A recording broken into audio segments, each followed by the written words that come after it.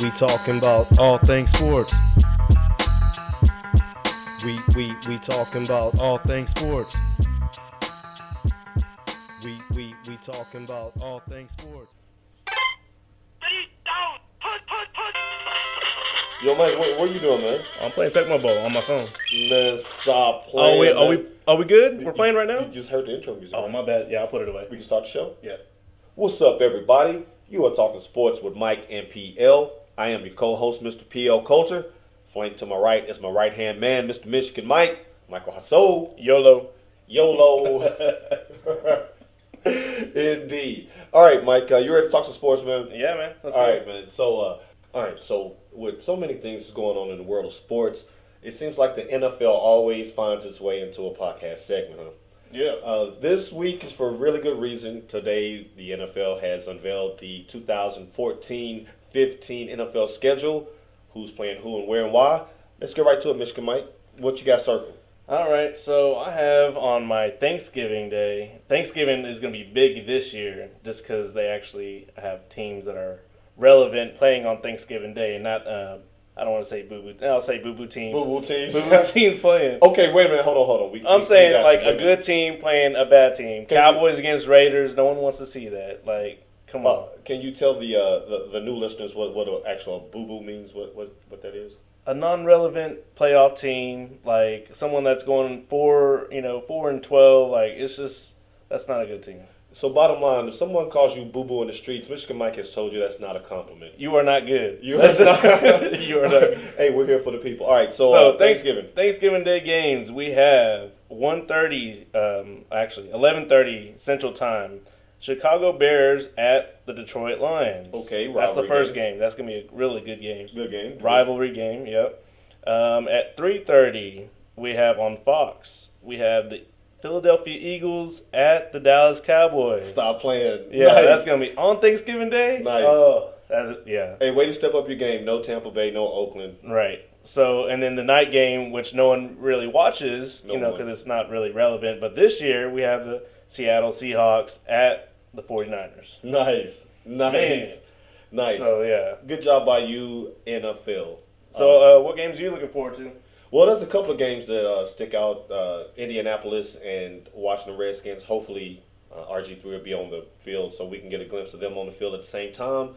And as a native Cashvillian, I'm really looking forward to the Jets coming to Tennessee late in the season. I believe it's like week 15 to see Chris Johnson come and run in the old stadium against his old team. We'll see. That's- If they stay healthy, right? Yeah, that should be fun. Yeah. Fun to watch. Now, something else has been fun to watch was the whole Deshaun Jackson Philadelphia Eagles release game. I don't know what happened. TMZ, NFL, it's all wrapped into one. Yeah, I'm going to really be excited about that game and see how RG3 is going to stay healthy, if he's going to stay healthy, and Right. if Deshaun Jackson's going to get his touches, and if he's going to be a punt returner just for that game and just run it back. Like, what is he going to do? You never know. Should be followers. Yeah, it should be pretty exciting. So NBA has given out their awards this season. Yes, sir. We have Coach of the Year being Popovich, Yes, sir. Coach of the Spurs. What do you think about that? How can you really knock it, though? How can you really vote against it? I mean, he has the best record in the league. He has the best team in the league. He's done it with multiple lineups. He's done it in a myriad of ways, and he just wins. He just consistently wins. So he's definitely the safe pick. I like Phoenix, first-year coach, Jeff Hornacek as well. I think he did a fantastic job with the limited roster. I know most people picked them to win maybe 20, 25 games. And for them to come to within a game of going into the Western Conference playoffs this year, I think he has that team going in the right direction. But tip of the cap to Coach Popovich.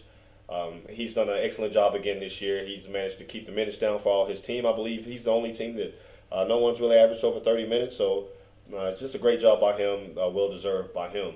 Now, on to the court, Michigan Mike. Seems like sweet home is not so sweet for these first couple of games. Yeah, most of these home teams are losing. Yeah, man. It's you work so hard for a home court advantage, and boom, in a flash, it's gone. So let me ask you, out of the teams that have lost their home court advantage, that being Oklahoma City, the Los Angeles Clippers, Houston, Indiana, Chicago, or Toronto, who do you think's in the most trouble right now? I'd say Toronto's in some trouble. Yeah, big But time. I say the most probably be Chicago, Yeah. just because you're down 0-2 right now, and that's pretty tough to get out of. Right, know? against any team, and Yeah. what really is concerning about them is the fact that their offense just completely left them in both games. They had leads in the fourth quarter of both games and wound up losing both games, and it's obvious that they need to have a score. Which brings me to a question. Now, it's always been rumored that Carmelo Anthony will probably opt out of his deal and test free agency. We all know that Joakim Noah wants him in Chicago. We know that Chicago has the cap room to sign him should he go. But let me ask you this in a different manner. You're Carmelo Anthony. You forced a trade to your hometown of New York. It's obvious that your team has no first round pick, so they can't capitalize on one of these great young talents that's going to come into the league. They don't have any salary cap room. They don't have any tradable pieces for draft picks this year. And you have Chicago, a team that has the defense, they have the coach, they have the pieces in place for you to try to get a championship now. But to stay in New York, you get another $30 million. What do you do? So do I have the same personality as Carmelo? No, what would Michigan Mike do? Would you take the $30 million and lose? I would go to Chicago. Yeah, I would go to Chicago.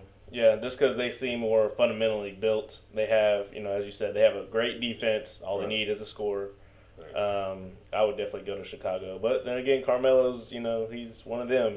He just don't know what he's gonna do. Right. He probably might just take the money and be like, well, I'm gonna get my points. So right, yeah, that's definitely something that will be up in the air. $30 million, Mike. That's I know you got celebrities hitting up your phone all the time, but most of us, I don't have $30 million. I have like $2 million, but $30 million is pretty big. So. Hey man, but small steps, right? Nice. All right, moving on in a hurry.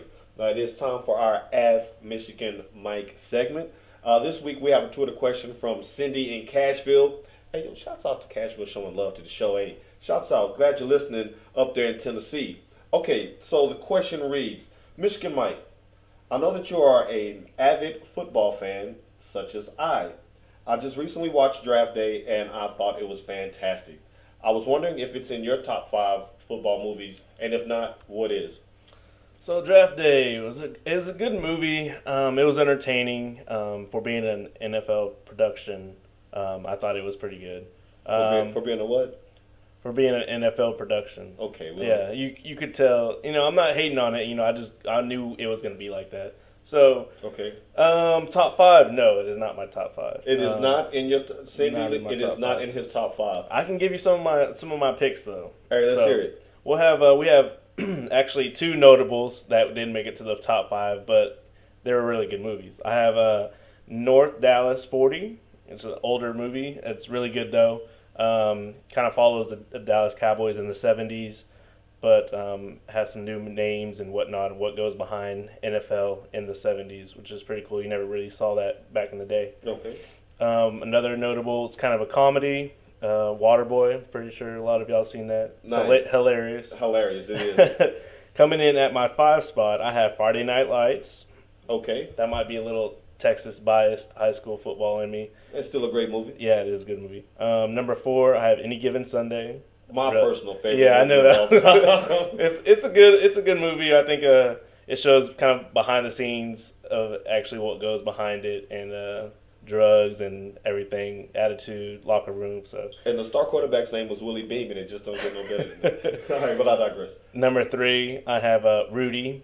Okay. Even though I'm a Michigan fan, that was a Notre Dame movie, but it's still a good movie. It's still a good movie. Number 2, I have Varsity Blues, another Texas high school movie, more serious in high school football.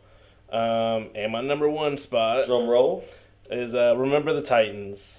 So, nice. Yeah, it's long, but I think it keeps you coming together with all the segregation that was going on and how this coach and the kids came over that. So that's my number 1. Fantastic movie. Good job by you, Michigan Mike. And we certainly do thank you, Cindy. I hope you wrote those down. If you hadn't checked any of those movies out, make sure you do so right away. Now, if any of you want to share your top 5 football movies with Michigan Mike, you can always hit him up directly on Twitter at Michael Hasso. That's MichaelJasso. And you can always reach your boy at PL Culture. That's at PLCOLTER. Like we like to tell you every week, ladies and gentlemen, life is a sport, so always play to win. Go Blue.